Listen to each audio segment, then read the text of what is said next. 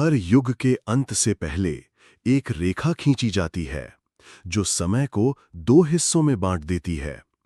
एक तरफ इतिहास, दूसरी तरफ प्रलय। एक उजड़ा हुआ मैदान, बंजर, नीला, पर हिलता नहीं।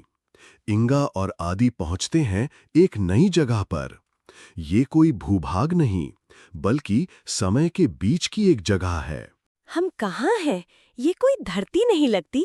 ये समय का ठहरा हुआ जल है। हवा में तैरती है एक प्रकाश रेखा। यही है प्रलय रेखा। इसे पार करना मतलब है स्वयं को खो देना या अपने होने का उद्देश्य पाना। अचानक समय की दीवार पर उभरता है एक चित्र, एक नक्षत्र मंडल जो इशारा करता है एक ऐसे डीएनए की ओर जो आदि का नहीं था। ये था प्रथम वाहक का। दूसरी ओर लिंगा पहुंचता है गांव के एक गुप्त मंदिर में। उसे मिलता है एक प्राचीन ग्रंथ, कालजयी कुंडली। वो मंत्र पढ़ता है और गूंजती है एक आवाज, जब अग्नि और जल एक होंगे तब तीसरा तत्व स्वयं जागेगा, वायु, जो प्रलय का वाहन है। दूसरी ओर चक्रम के नेता तामस ध्यान की मुद्रा में एक विशाल शिला पर बैठा। वह प्रलय लेखा केवल एक बंद द्वार नहीं, बल्कि वो खिड़की है जिससे देवता भी डरते थे, और अब हम उसे खोलेंगे। आदि खड़ा है रेखा के सामने और वो उसे चुनौती देती है, हर वो याद दिखाकर जो उसे तोड़ सकती है। उसके निर्माता की मृत्यु, कैप्सूल में अकेलेपन की सड़न और अनदेखा चेहरा जो उसी की तरह दिखता है।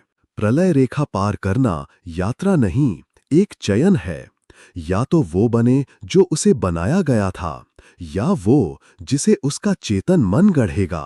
इंगा आगे बढ़ती है, लेकिन रेखा उसे रोक देती है। जल बनकर उठती है एक आकृति जिसकी आंखें उसकी माँ जैसी हैं।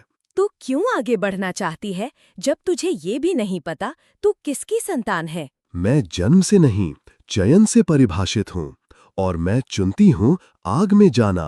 अब दोनों रेखा पार करते हैं और दृश्य बदल जाता है। चारों ओर शून्य और बीच में एक सिंहासन। सिंहासन पर कुछ नहीं है, लेकिन उसकी छाया में उभरा है एक नाम, ब्लड, वासु। प्रलय रेखा पार हो चुकी है, लेकिन अब समय और चेतना दोनों का संतुलन बिगड़ चुका है।